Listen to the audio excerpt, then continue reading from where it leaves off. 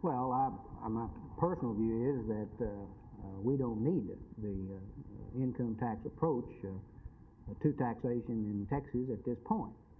It's soon to come, but our substitute, even though it's not a perfect bill, will satisfy the needs of government for the next biennium. And I hate to see the state enact the corporate income tax when the personal income tax historically will follow just like night follows day. You think that there will be a corporate income tax this session then, in the final tax bill? I think in some form a corporate profits tax will be a part of a tax package this session, because I think the people in this case are going to rise up and be heard. I just don't believe they'll sit still for an increase in special sales taxes and the general sales tax and let the fat cats sit up on top of the buildings and laugh at them. This is just one more round in the battle of taxes here in Austin. Finalization of the Senate tax bill will send it to the conference committee, where House and Senate members will try to get together to work out the differences. Then there will be two more rounds as each house tries to finalize the tax bill. Whether that's going to be done in this regular session or will require special sessions in the summer remains to be seen. This is Ross McDonald, Channel 8 News on the Move in Austin.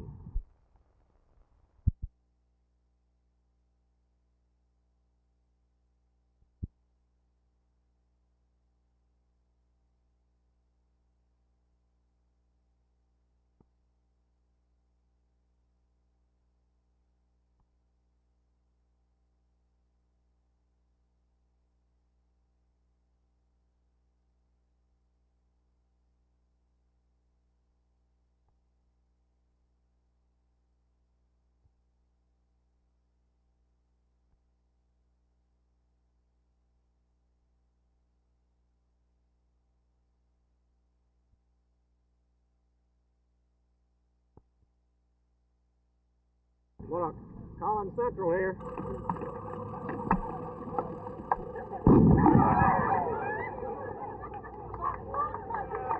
That's all right. Hey!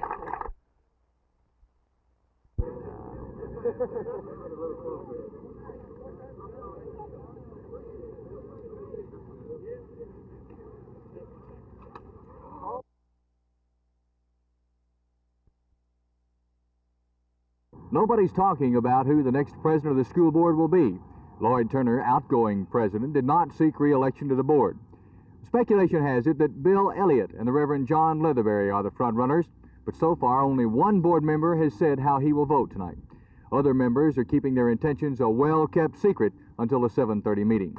Now, should the vote end in a deadlock, a probable compromise candidate, Jim Harris, would get the nod, but that also is no certainty. Well, just prior to the vote-taking, Elliott, Mrs. Pat Shannon, and Stan Harrell will be sworn in as new board members.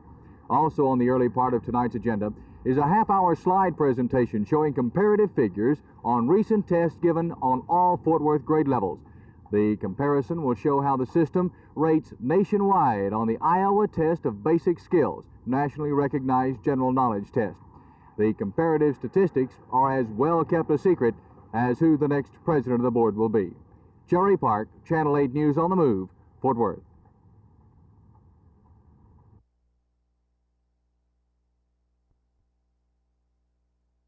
My problem with the women's liberation movement in respect to daycare is a pretty simple one. I welcome the fact that invariably as a plank of their platform they say they want daycare. The problem that I have is that they're never explicit about the quality of the daycare that they want for their children. And one gets the impression, correctly or incorrectly, that they want daycare so they might go off and do their thing.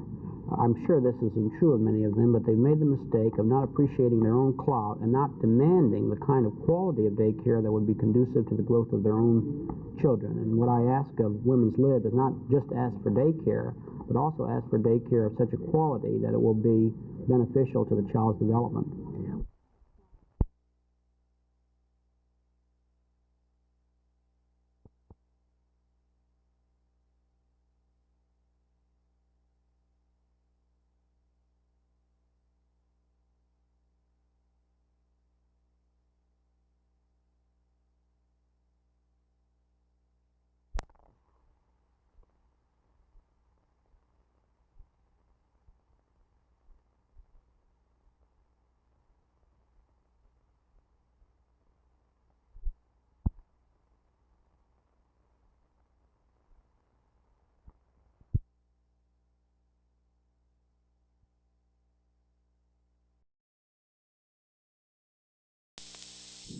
Well, at the moment I'm very happy with the tie-break because I just won one, you know. When you don't win, you're not so happy, but I think truthfully, if we were to be honest, we like the tie-break. We don't like to go on to play 10 or 12 or 6 or 14 or whatever the case may be.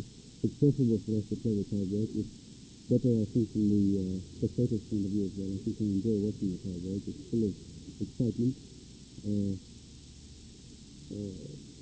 And also it cuts down the length of time that the match is played, so that from the point of view of spectators or even players, they have a good idea now within at least an hour as to when the match is going to win. Before, a match could go on from half an hour to 4 hours, and I never knew how long it would last. Does it in fact force you to change your game when you go into that point of play? You tighten up a little bit. You not allowed any free points in the tie-break. For example, when you're at 40-11, you're serving a normal game.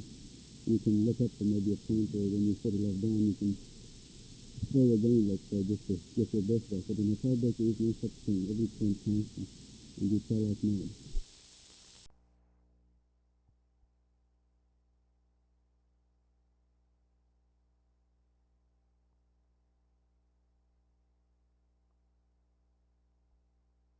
In Denton County's Lincoln Park, you're right.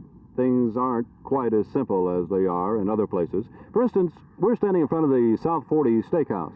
It's not open yet, but will be soon.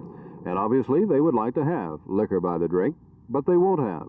Denton County fails to meet one of the two criteria. They have the wet area, Lincoln Park and Little Elm, about 7 miles to the south, but the residents of Denton County voted against liquor by the drink in the November referendum.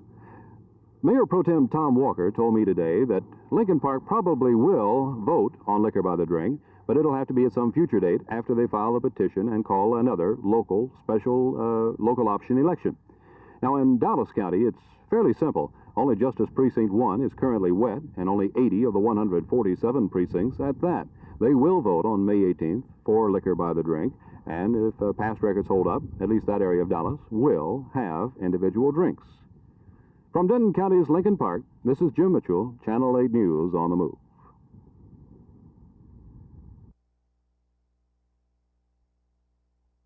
The game plan of the sponsors of this tax proposal is to go to conference committee, where they can then write a conference report that will tax groceries, remove all the exemptions under the sales tax, and tax all the necessities, all the services that are presently exempt under the sales tax. That's exactly what they're up to. One of the sponsors told me that last night, and I know what their game plan is. There's no secret here. Well, this has been quite a sacred cow for some time down here, not taxing groceries, and a lot of people got in a lot of trouble 2 years ago over that. Do you think they actually would try it? Rosser, majority of this Senate voted to tax groceries 2 years ago, and the Senate majority is still just about what it was then. A majority of the House of Representatives was on record for taxing groceries 2 years ago. And if the people of Texas want to prevent a tax on groceries and want to prevent a sales tax on every service that is presently exempt, they'd better let their senators and their members of the House know how they feel about it.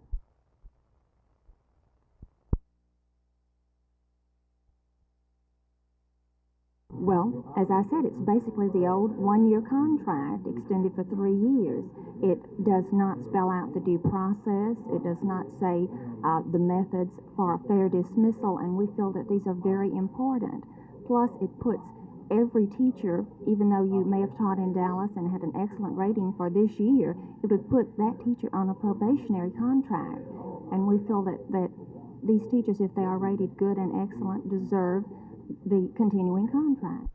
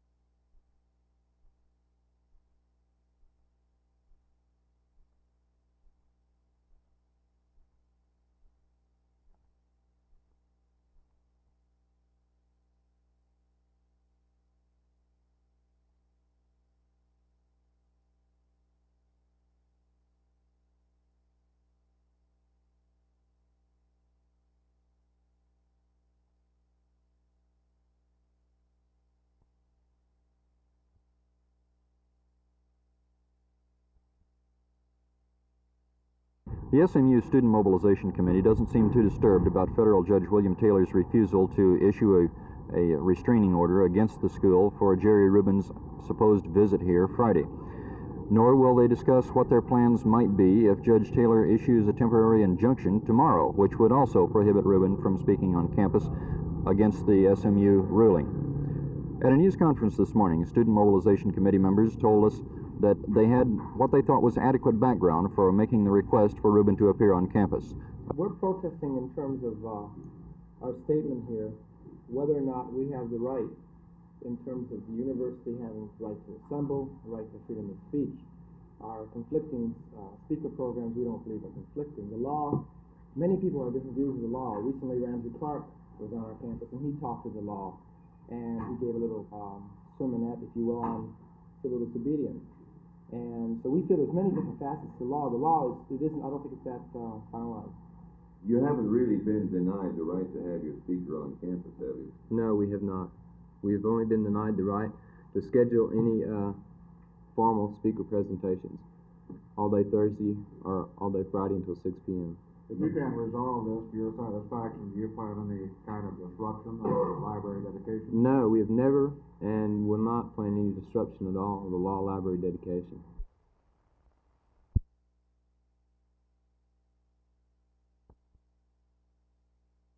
The Texas Senate today came closer than ever before to passing a corporate income tax. In fact, there was only one vote that made the difference on an amendment offered by Senator A.R. Schwartz of Galveston and supported by the liberal faction of the Senate. The bill, as it was set up for a final vote tomorrow, relies heavily on increases in the sales and automobile taxes, an increase in the franchise tax, and also larger levies on cigarettes, gasoline, and beer. There will be no debate tomorrow, just that final vote. But there's a lot of work going on tonight as liberal senators try to find 2 votes to change to block final passage of the bill.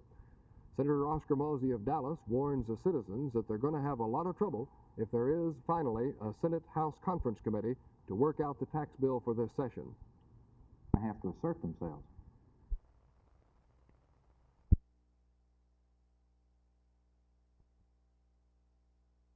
Apparently, there's no confusion on the mixed drink issue at the Tarrant County Courthouse.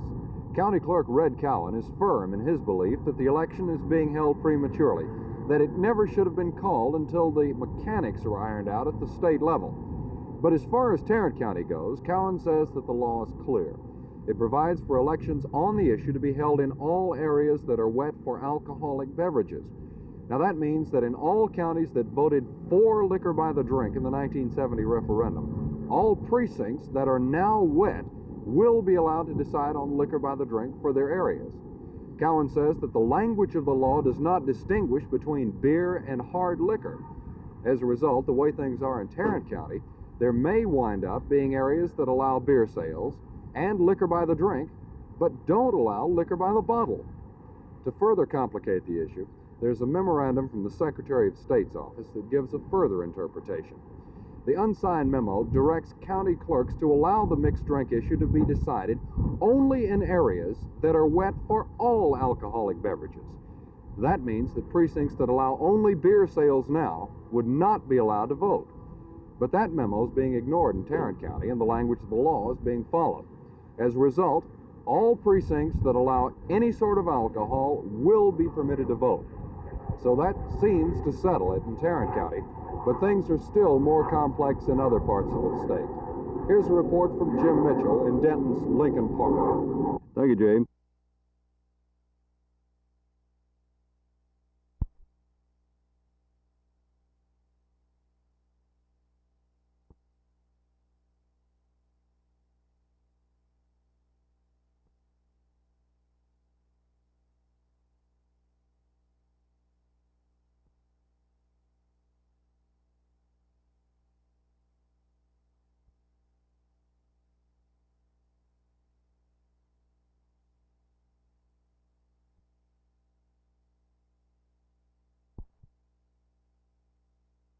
Yes, people ask me how I came to play a two-handed backhand. It's a very difficult question to answer because when I first picked up a tennis racket, I picked it up with 2 hands on the backhand side, and I've played it like that ever since. Why I do it, I don't know. Maybe it's because I'm ambidextrous. slightly ambidextrous, which I am. And another reason might have been because I used to play with my father's heavy racket against the wall, so maybe I needed two hands to wield the frame. But I don't think so. I think it's mainly just a question of natural ability in that stroke. My younger brother, who's 5 years younger than myself, plays exactly the same shot. Well, you know, it wasn't Pancho Segura the one who used to have the two-hand backhand? Wasn't there, back in the 50s it seemed that there was one pro, and I thought perhaps you'd picked it up from him, but that's not the case. No, it's certainly not. In fact, there are some guys here on this pro tour who are playing with two hands right now. Ismail El-Shafei from Egypt plays with two hands. Drew McMillan plays with two hands as well, on both sides, in fact. So there are quite a few. Jeff Brown, a famous Australian tennis player in the past, used to have a very good fine two-handed backhand as well, I believe. And as you say, Pancho Segura was an expert at that shot. So it's not an unusual shot, but in my case, it's my most effective shot, and I'm very happy that I started to play with it.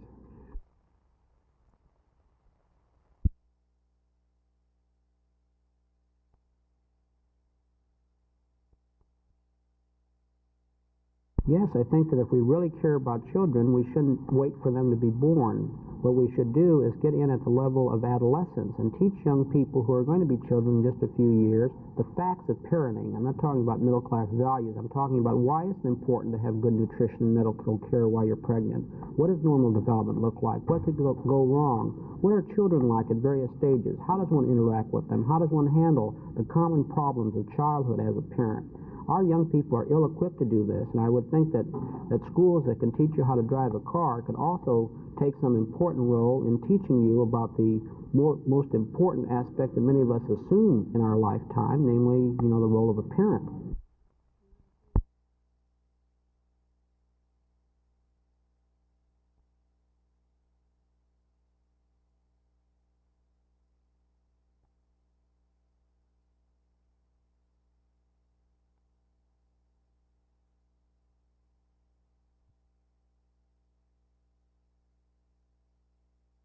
Of course, Gene, the most renowned organization of this kind is United We Stand, headed by Mr. Perot. That organization is more national and international in scope.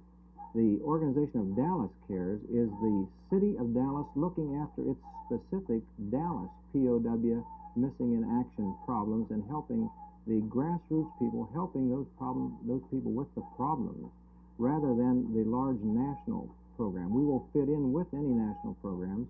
We're not in competition with United We Stand. We supplement United We Stand, looking after local problems of local families. Let's assume those persons who live in Dallas and feel concerned with the issue hear about Dallas Cares. How can they direct their efforts to some good end?